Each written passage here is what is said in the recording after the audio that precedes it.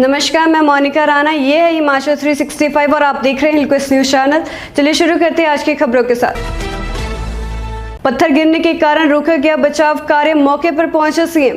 15 अगस्त तक सभी को कोविड की पहली डोज, शुरू हुआ 3 दिवसीय टीकाकरण अभियान। जयसिंहपुर के स्वतंत्रता सेनानी सुखराम पंचतत्व में विलीन, अंतिम विदाई देने पहुंचा प्रशासनिक अमला। बिलासपुर में निर्माणाधीन पुल की शटरिंग गिरी, 2 प्रवासी मजदूरों की मौत। किन्नौर में सतलुज पर बने हैं 22 बिजली प्रोजेक्ट, निर्माण से खोखले हो रहे हैं पहाड़। डीसी हमीरपुर ने अधिकारियों के साथ चलाया सफाई अभियान। हमीरपुर के बस्ती चौक पर नुक्कड़ नाटक और गीत संगीत के माध्यम से दिया वैक्सीनेशन का संदेश।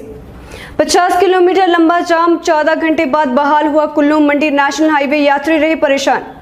बिलासपुर में कभी भी जमींदोज होने वाली पहाड़ी पर सड़क बनाने के लिए 200 करोड़ फूंक रहा लोनीवी। अब खबरें विस्तार से। पत्थर गिरने के कारण रोका गया बचाव कार्य, मौके पर पहुंचे सीएम। मुख्यमंत्री जयराम ठाकुर ने गुरुवार को किन्नौर जिले में निगुलसरी का हवाई निरीक्षण किया। सीएम जयराम ठाकुर का हेलीकॉप्टर SJVNL के झाकड़ी स्थित हेलीपैड पर उतरा। इसके बाद वे सड़क मार्ग से घटनास्थल के लिए रवाना हुए। मुख्यमंत्री जयराम ठाकुर ने कहा कि केंद्र सरकार के सहयोग से निगुलसरी में मलबे में दबे लोगों को सुरक्षित निकालने के लिए NDRF व जिला प्रशासन की टीम अथक प्रयास कर रही है। कई लोगों को सुरक्षित निकालने में हमें सफलता प्राप्त हुई है, लेकिन कई अमूल्य जिंदगियों को हम नहीं बचा सके, जिसका हमें अत्यंत दुख है। पहाड़ी से लगातार पत्थर गिरने के कारण रेस्क्यू ऑपरेशन रोक दिया गया था। NDRF के जवान लाउडस्पीकर के जरिए लोगों को आगाह कर रहे थे कि घटनास्थल की ओर न जाएं। 15 अगस्त तक सभी को कोविड की पहली डोज, शुरू हुआ 3 दिवसीय टीकाकरण अभियान। 15 अगस्त तक सभी लोगों को कोविड की पहली डोज लग जाए, इसे लेकर गुरुवार से प्रदेश में 3 दिन का टीकाकरण अभियान शुरू हो गया है। इसी के चलते सुबादू में आज पहली बार कैंट हॉस्पिटल में टीकाकरण शुरू हुआ है, जिसमें युवाओं सहित बड़े बुजुर्ग बढ़ चढ़कर भाग ले रहे हैं। अस्पताल के RMO डॉक्टर शैलेंद्र अवस्थी ने बताया कि आज से सुबादू कैंट हॉस्पिटल में 3 दिनों तक टीकाकरण अभियान शुरू किया गया है। उन्होंने बताया कि टीकाकरण को पूरे प्रोटोकॉल के साथ किया जा रहा है। छावनी के CEO दिवांशु चौधरी के कथित प्रयासों से सुबादू कैंट हॉस्पिटल को वैक्सीनेशन सेंटर बनाया गया है। जैसे जैसे उन्हें निर्देश मिलते रहेंगे, वैसे वैसे छावनी अस्पताल में लोगों का टीकाकरण किया जाएगा। जयसिंहपुर के स्वतंत्रता सेनानी सुखराम पंचतत्व में विलीन, अंतिम विदाई देने पहुंचा प्रशासनिक अमला। जयसिंहपुर के मझेड़ा गांव से संबंध रखने वाले स्वतंत्रता सेनानी सुखराम का गुरुवार को राजकीय सम्मान के साथ बैजनाथ स्थित मोक्षधाम में अंतिम संस्कार कर दिया गया। उनकी चिता को बेटे प्यारचंद ने मुख्य अग्नि दी।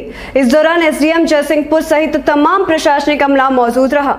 उनके निधन के साथ राजकीय आदर्श माध्यमिक विद्यालय मझेड़ा स्कूल को उनका नाम दिए जाने का क्षेत्रवासियों का सपना अधूरा रह गया, लेकिन भारत माता के इस वीर सपूत को हमेशा याद रखा जाएगा।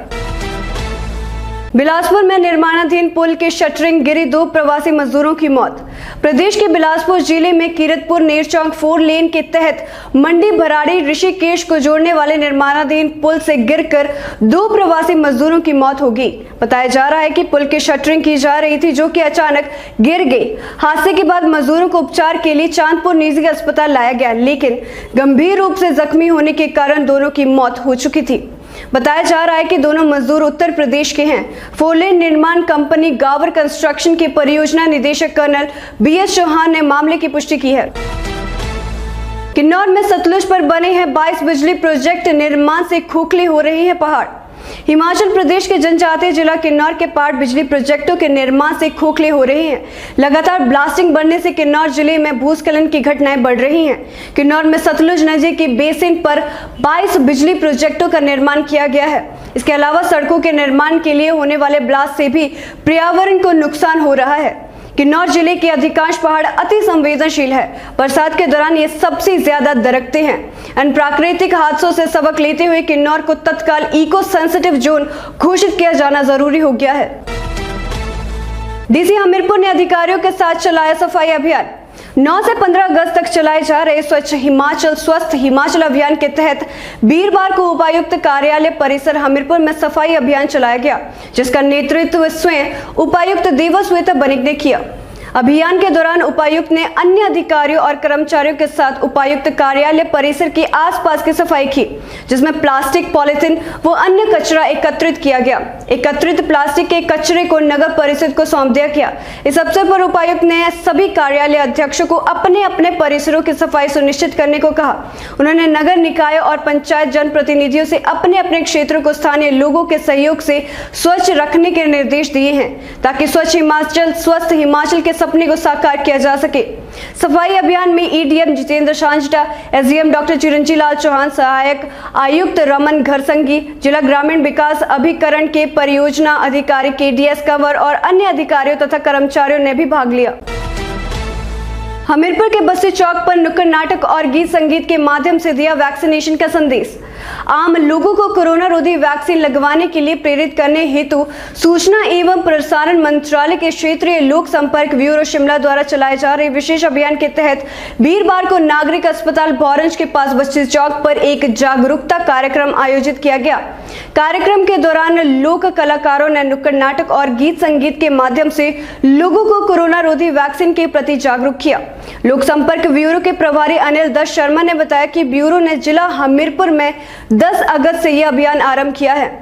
इस अभियान के दौरान ब्यूरो का प्रचार वाहन गांव-गांव घूमकर लोगों को कोरोना रोधी वैक्सीन लगवाने के प्रति जागरूक कर रहा है। इसके अलावा लोक कलाकार भी नुक्कड़ नाटक और गीत संगीत के माध्यम से लोगों को कोरोना रोधी वैक्सीन की महत्ता का संदेश दे रहे हैं। इसी कड़ी में वीरवार को बस्ती चौक पर जागरूकता कार्यक्रम आयोजित किए गए।